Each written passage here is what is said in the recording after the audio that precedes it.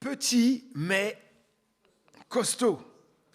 C'est ce qui est venu à mon esprit pour parler des 12 petits prophètes dans la Bible. Ce sont 12 petits livres de prophètes. Ils sont petits mais costauds. Ils ne sont pas moins importants dans l'histoire d'Israël, ni dans la force et la pertinence de leur discours que les livres plus denses dans l'écrit, des prophètes comme Ésaïe ou comme Jérémie, Ézéchiel. C'est beaucoup de livres, enfin c'est des livres assez denses, n'est-ce pas? Nous vous invitons pendant 2 mois, on ose, à redécouvrir des auteurs ou des acteurs incontournables pour mieux comprendre non seulement l'histoire biblique, mais aussi le message global de Dieu qui se révèle à nous. Et je prie que notre connaissance de Dieu s'approfondisse pour une relation plus profonde avec lui, afin de l'honorer et de le servir de mieux en mieux. Nous allons commencer par le livre d'Osée. J'ose, hein? C'est le premier des petits prophètes dans notre Bible, mais cela ne veut pas dire qu'il est le premier dans l'ordre chronologique. Les prophètes Jonas, Amos, Joël et sans doute Abdias ont prophétisé avant lui ou en même temps que lui. Osée est le premier de la série, certainement à cause du volume d'écrits plus important que les autres. Osée, vous l'avez entendu, est un prophète. Son nom signifie « sauve ». C'est l'un des prophètes les plus profonds de l'Ancien Testament, la première partie de la Bible. C'est aussi l'un des prophètes de l'Ancien Testament qui dépeint la grâce et l'amour de Dieu de la manière la plus étonnante et aussi la plus éclatante. On l'a appelé aussi le prophète évangélique. Parce qu'un siècle avant le prophète Jérémie, il annonçait déjà la nouvelle alliance en Jésus-Christ. Waouh, nouvelle alliance, cet engagement de Dieu envers nous. Mais qu'est-ce qu'un prophète? On a tendance à dire qu'un prophète, c'est quelqu'un qui prédit l'avenir. Mais ce n'est pas que cela. Il faut plutôt dire qu'un prophète est un porte-parole de Dieu, revêtu de son autorité, de son esprit, pour communiquer son message aux hommes, aux femmes. De manière générale, les prophètes annoncent les péchés du peuple d'Israël, le châtiment de Dieu, et s'achèvent par une note de grâce, de victoire et d'espérance pour l'avenir. Dans son livre, Osée s'adresse au royaume du Nord, Israël, souvent appelé Éphraïm, au 8e siècle avant Jésus-Christ. Ces avertissements concernent aussi occasionnellement le royaume de Juda. Osée semble intervenir publiquement par intermittence et ses discours s'étalent sur une période, on pense, de plus de 25 ans. Ça fait beaucoup. Osée voit se succéder sur le trône d'Israël pas moins de 7 rois. Le message essentiel du livre d'Osée est la dénonciation de l'idolâtrie qui accompagnait la prospérité du peuple d'Israël. L'idolâtrie. Alors, allons-y. Le livre d'Osée commence d'une manière surprenante, voire choquante, ce qui a fait couler beaucoup d'encre. Lisons Osée chapitre 1, juste les versets 1 à 3. Je vous laisse le temps de trouver cela dans votre Bible. Osée chapitre 1, et nous lirons les versets 1 à 3.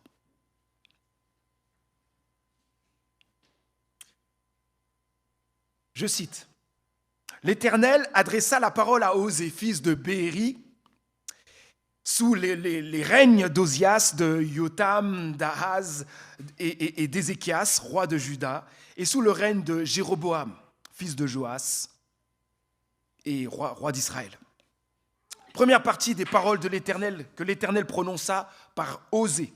L'Éternel dit à Osée, « Va, prends une femme qui se livre à la prostitution et des enfants nés de la prostitution, car le pays se vautre dans la prostitution en se détournant de l'Éternel. Alors Osée alla prendre Gomère de Diblaïm. » Fin de citation. C'est choquant, n'est-ce pas? Il est déjà arrivé que des prophètes miment quelque chose pour donner un message fort de la part de Dieu, mais là, c'est plus que surprenant. Osée doit se marier avec qui? Une prostituée. Pour illustrer les Israélites qui se vautrent dans la prostitution en se détournant de Dieu. Comment est-ce possible que Dieu demande une chose pareille à son prophète? Pourquoi Dieu, qui est saint, parfaitement saint, ordonne-t-il à son serviteur d'épouser une femme de mauvaise réputation? Est-ce un songe, une vision, une illustration ou la réalité? Rien ne l'indique dans le texte. Tout porte à croire que nous sommes en présence d'une histoire réellement vécue, mais qui a une portée symbolique. Ce qui est clair dans notre texte, c'est que le mariage du prophète avec Gomère la prostituée devait illustrer la relation d'alliance entre Dieu et Israël. Gomère la prostituée représente le peuple de Dieu et le prophète représente Dieu. Leur histoire illustre les péchés et l'infidélité d'Israël et aussi de l'autre côté l'amour authentique, éternel et jaloux de Dieu. Comme plusieurs commentateurs le pensent, je suis tenté de voir en Gomère une femme qui était avant sexuellement pure au moment de son mariage avec le prophète et qui n'a sombré que plus tard dans l'adultère et l'immoralité. Il me semble que l'ordre de prendre une femme prostituée devrait donc être compris comme une anticipation de l'avenir, une prédiction d'une déchéance future de cette femme. Comme Dieu qui avait pris le peuple d'Israël pour le combler de son amour et qui savait très bien à l'avance quelles étaient ses dispositions profondes. Dieu voyait déjà l'avenir et savait très bien que son peuple allait se détourner de lui. C'est ma pensée sur le texte. Écoutons maintenant la suite du livre. Verset 1, chapitre 1, versets 3 à 9. Donc Gomère, la prostituée, il est dit ceci: elle devint enceinte et lui donna un fils. L'Éternel lui dit: appelle-le Jizréel, car d'ici peu de temps, je ferai rendre compte à la dynastie de Jéhou des meurtres commis à Jizréel et je mettrai fin à la royauté d'Israël. En ce jour-là, je briserai l'arc d'Israël dans la vallée de Jizréel. Gomère fut de nouveau enceinte et mit au monde une fille. Deuxième enfant. L'Éternel dit à Osée: appelle-la Lo-Ruama, la non-aimée, car à l'avenir, je ne manifesterai plus d'amour à la communauté d'Israël et je ne lui accorderai plus mon pardon. Wow. Cependant, je manifesterai de l'amour à la communauté de Juda. Et moi, l'Éternel, son Dieu, je la sauverai. Je la sauverai moi-même, et non pas par l'arc, par l'épée ou la guerre, par les chevaux et les équipages de chars. Après avoir sevré le Ruama, Gomère fut encore enceinte et elle donna naissance à un fils, troisième enfant. L'Éternel dit à Osée: appelle-le Lo-Ami, pas mon peuple, car vous n'êtes pas mon peuple et moi je ne suis rien pour vous. Fin de citation. Waouh! Les noms des enfants annoncent ici le jugement que l'Éternel réserve à son peuple. Le premier vise la dynastie royale à laquelle il mettra fin. Le deuxième, le peuple auquel l'Éternel retire son amour. Et le troisième signale la rupture de la relation d'alliance entre Dieu et Israël. Mais il n'y a rien de pire pour le peuple d'Israël que de tels jugements. Mettre fin à la royauté d'Israël, ne plus recevoir l'amour de Dieu, son pardon, et ne plus être son peuple, c'est terrible. Cela ressemble à une rupture définitive, n'est-ce pas? Pourquoi Dieu est-il si dur?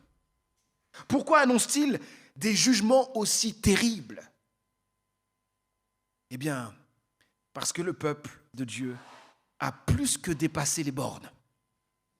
Voici les péchés que Dieu révèle des Israélites dans le chapitre 2. Et je ne relève que ceux du chapitre 2, il y en a d'autres. Ils ont oublié le vrai Dieu qui les avait sortis de l'esclavage en Égypte et qui avait toujours pris soin d'eux. On trouve ça dans le verset 15. Ils se sont tournés vers Baal, un faux Dieu, pour leur prospérité. Verset 7. Ils donnent leur offrande à Baal, ce faux Dieu. Verset 10. Alors là, c'est très grave. Ils attribuent leur prospérité aux idoles de leurs voisins au lieu de l'attribuer au vrai Dieu. Quelqu'un vous offre un cadeau, mais vous dites merci à quelqu'un d'autre. Et pourtant, vous savez très bien qui vous l'a offert. Et puis enfin, ils rendent un culte au dieu Baal. Et ce qui est surprenant dans le verset 15, c'est que ça parle de plusieurs dieux, Baal. Le dictionnaire biblique nous détaille les péchés du peuple de Dieu ainsi, dans cette période. Au temps d'Osée, la masse du peuple adhérait au culte corrompu de Baal et aussi d'Ashéra, le plus immoral de tout l'Ancien Orient. Plusieurs fois par an, les fêtes de ces divinités étaient accompagnées de prostitution rituelle, d'actes de violence et de scènes d'ivrognerie. D'autre part, les alliances politiques remplaçaient la confiance en l'Éternel. Or, ces alliances impliquaient aussi l'acceptation des divinités de la nation alliée. Mes amis, les péchés du peuple de Dieu sont graves. Dieu a le cœur meurtri par les infidélités de son peuple. Malheureusement, ce texte montre une réalité actuelle. Il est arrivé à plusieurs reprises que des églises se soient livrées à d'autres dieux, ou ont laissé entrer petit à petit des péchés. D'autres églises se sont livrées à des pratiques non bibliques et dangereuses. La parole de Dieu nous révèle ici un danger. Il peut nous arriver, à nous chrétiens, de courir après d'autres dieux, ou je dirais plutôt après d'autres amours, comme Gomère, la prostituée qui a couru après d'autres hommes. Il y a l'amour du pouvoir, l'amour de l'argent, l'amour de la reconnaissance sociale, ou des plaisirs divers comme la pornographie. Et puis, toutes sortes d'excès dans le plaisir, dans plusieurs domaines, achats en tout genre, alcool, jeux vidéo et j'en passe. Ces amours ont pris une grande ampleur depuis l'arrivée d'Internet et des réseaux sociaux. La pandémie n'a fait qu'accélérer les choses. L'accès au plaisir est devenu rapide et illimité. Et on peut prendre plaisir dans ces choses-là de manière cachée, sans qu'on ne nous voie. Tout ce que le monde nous propose peut être très attrayant, attirant, et peut prendre une place démesurée dans notre vie, au point de prendre la place qui revient à Dieu seul. Mes amis, qui règne dans notre cœur? Qui a la première place dans notre vie, dans nos pensées? Après quoi courons-nous? Que faisons-nous quand personne ne nous voit dans le secret? Dieu voit tout. Il veut la pureté de mon cœur, de ton cœur. Il est contre la religion de façade, qui paraît belle aux yeux de tous, mais qui cache nos impuretés, nos désobéissances envers lui. Ça ne fait rien pour... Ça n'a aucune valeur devant Dieu de venir ici tous les dimanches et de prier, peut-être à haute voix, et puis en fait, dans la semaine, de vivre dans le péché. Ça n'a aucune valeur.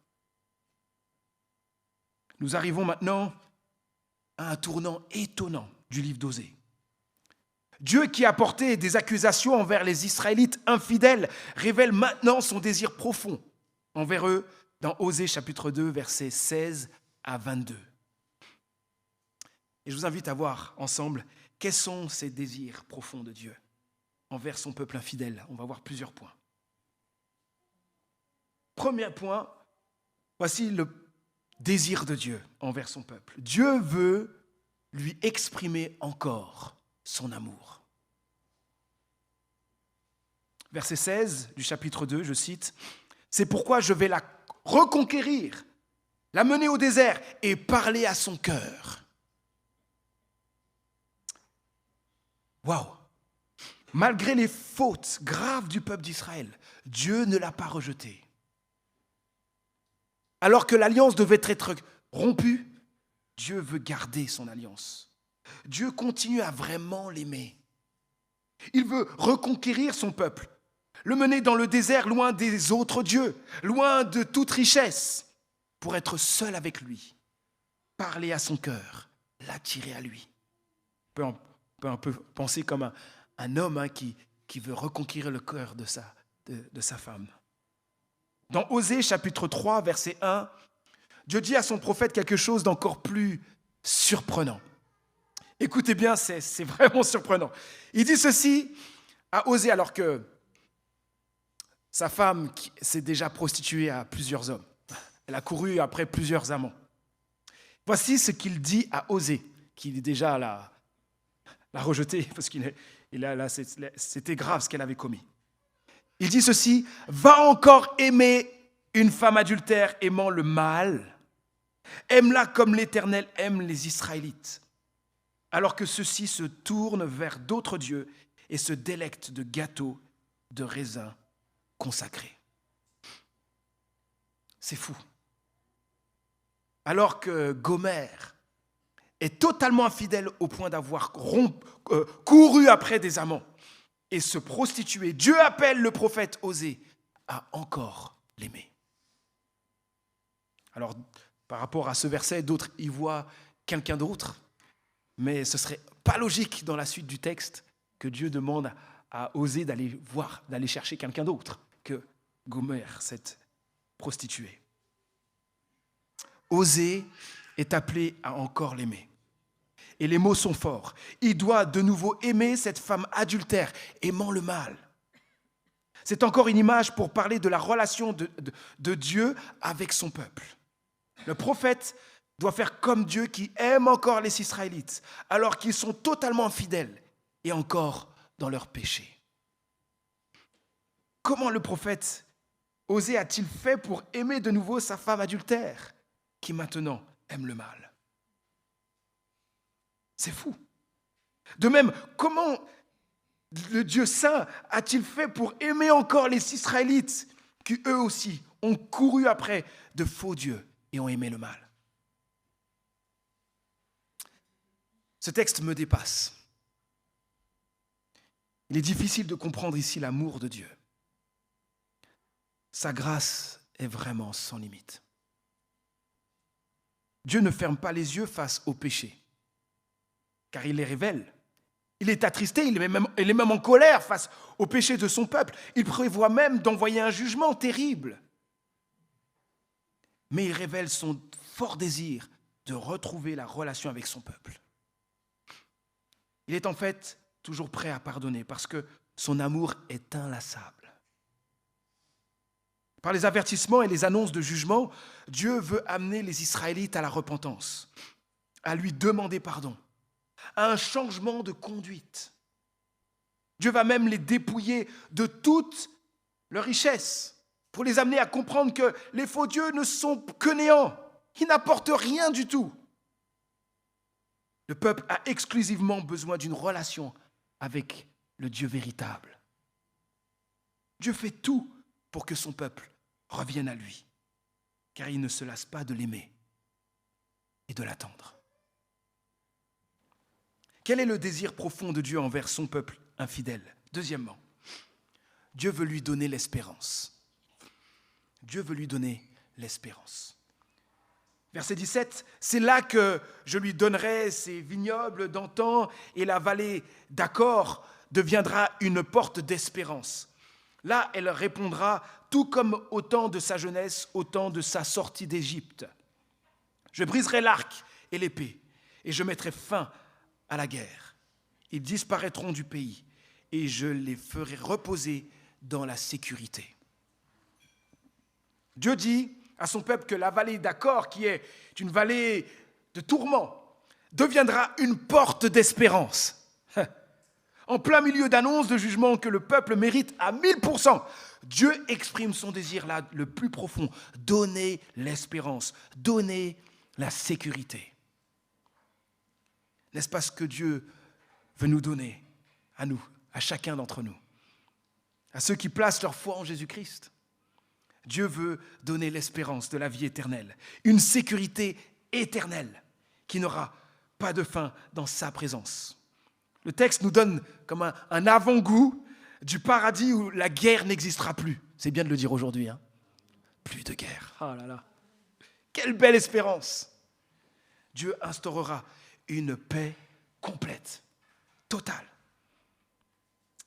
Troisièmement, le désir de Dieu, le désir profond de Dieu, c'est une relation intime avec lui. Dieu veut une relation intime avec son peuple. Verset 18 du chapitre 2. « Et il arrivera en ce temps-là, l'Éternel le déclare, que tu me diras mon époux et tu ne m'appelleras plus mon maître. » Verset 21.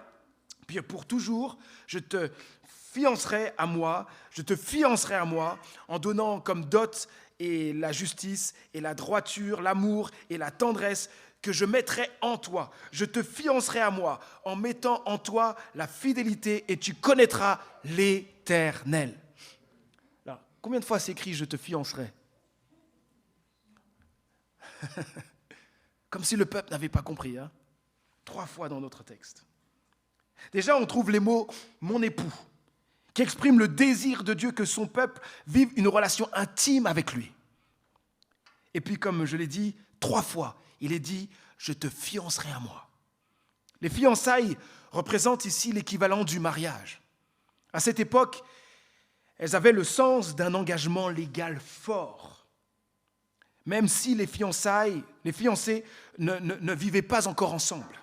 Ces fiançailles symbolisaient une alliance nouvelle qui va unir Dieu à son peuple.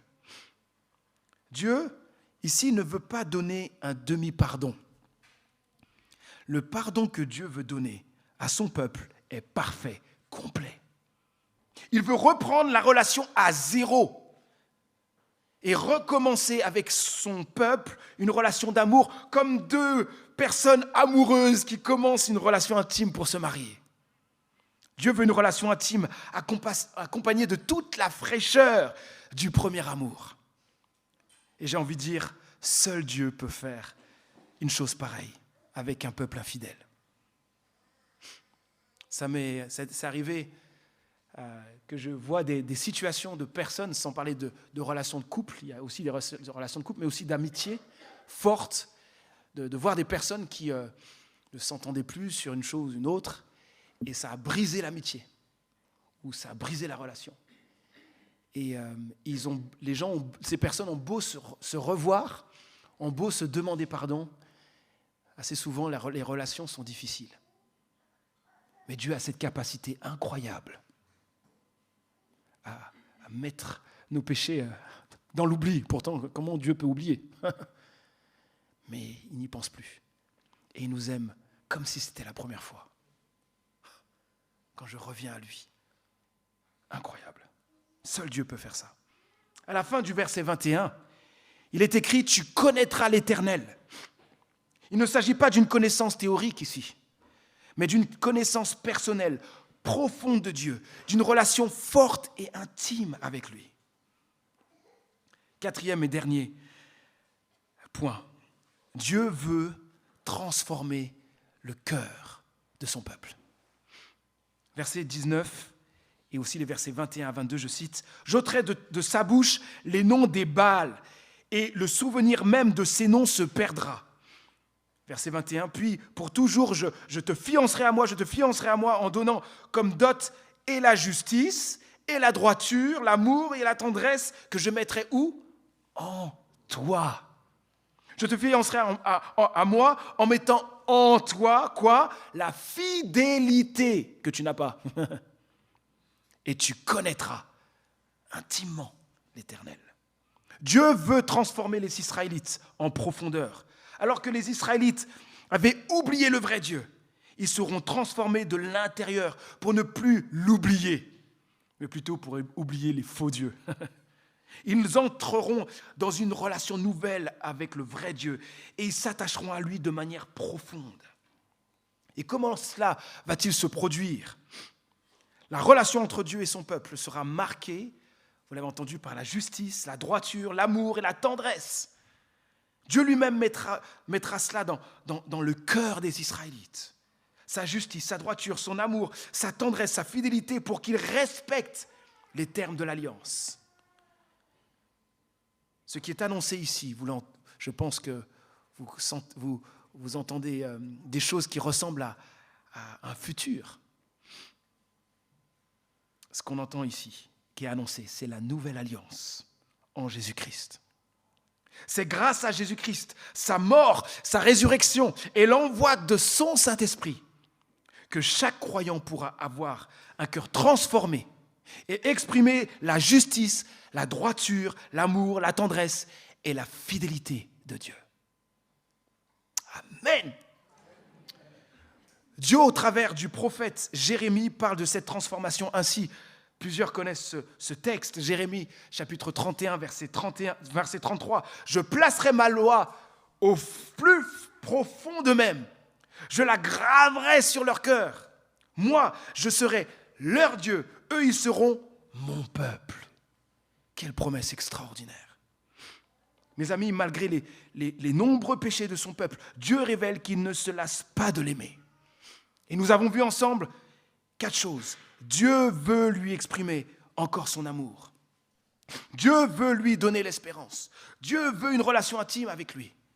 Dieu veut transformer son cœur. Tout cela est totalement immérité. Osée ne nous présente pas un Dieu qui pardonne tout d'une manière irréfléchie. Il ne faut pas mal comprendre. L'amour de Dieu envers nous n'est pas aveugle. Ne faisons pas comme certains qui se plaisent à pécher, à désobéir à Dieu et qui disent « ce n'est pas grave, Dieu pardonne tout, c'est son métier ». Mes amis, agir ainsi, c'est ne pas connaître Dieu, c'est lui manquer sérieusement de respect. Vivre dans le péché en plus, sans demander pardon à Dieu et sans nous détourner de nos péchés, c'est nous éloigner de lui et aller tout droit en enfer, dans ce lieu de tourment, loin de sa présence. Dieu attendra toujours de nous la repentance, c'est-à-dire de reconnaître nos fautes, nos péchés et de lui demander pardon.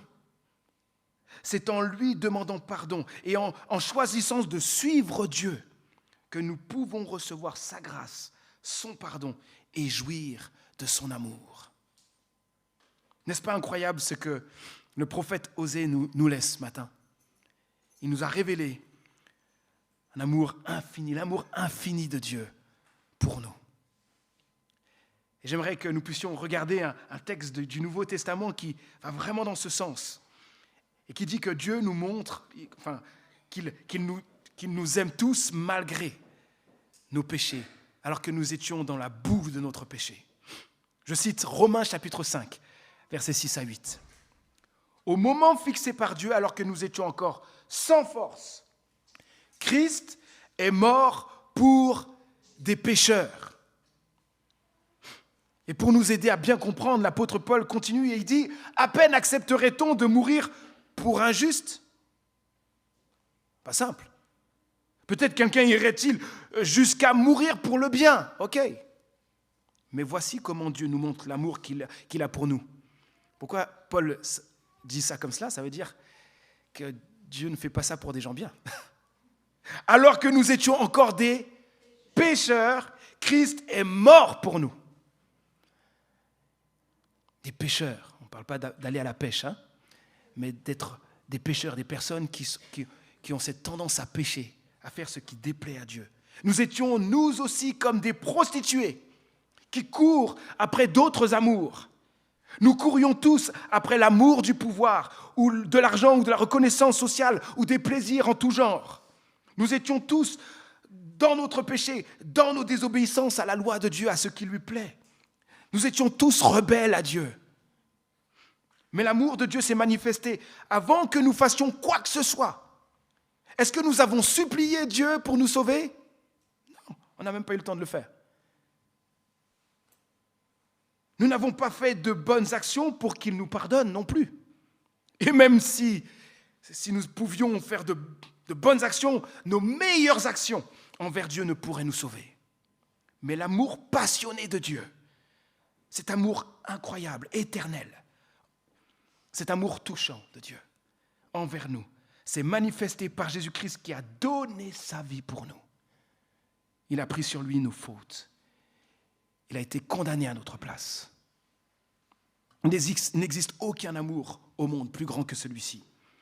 L'amour de Dieu est ce dont nous avons tous besoin. Alors venons à lui. Si nous n'avons jamais fait la paix avec Dieu, si nous ne nous sommes jamais approchés de lui, faisons-le maintenant. Pour recevoir son pardon, sa grâce et jouir de son amour. Revenons à lui si nous nous sommes détournés de lui, si nous nous sommes éloignés de Dieu, si nous vivons dans le péché.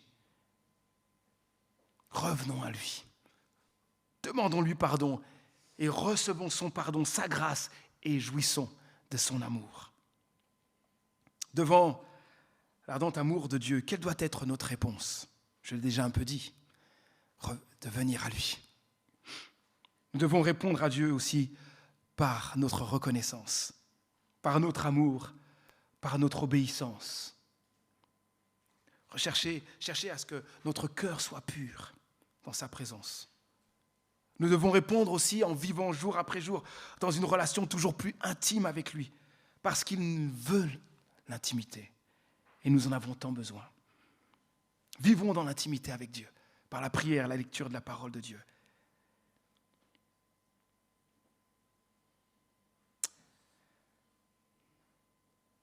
Et j'ajouterai aussi, Dieu nous a donné la puissance pour vivre, pour lui plaire. Et donc, croyons en sa toute-puissance. Et si ce matin, Satan a réussi à te décourager, maintenant reviens à Dieu. Dieu n'est pas un Dieu qui a le doigt pointé sur toi comme ça, te disant « Tu as péché, tu devrais, tu... » Ça, c'est Satan qui prêche. Mais lui, si tu lui laisses la victoire, tu vas constamment être dans la culpabilité. Mais Dieu ne nous amène pas dans la culpabilité. Bien sûr, il y a une certaine forme de culpabilité face au péché. Et donc, au début, c'est cela. Mais un vrai chrétien ne demeure pas dans la culpabilité. C'est pas pareil. À un moment donné, on vient à Dieu, on demande pardon pour nos péchés. Et on est reconnaissant pour son pardon et sa grâce. Je parlais cette semaine avec un frère et puis je disais certaines choses que je vivais. Et puis je me disais, si je rencontrais Dieu là, il y a cet aspect de ma vie où je me dis, je ne suis pas fier, quoi. Et je disais, voilà, si je viendrais avec ce fardeau-là, quoi.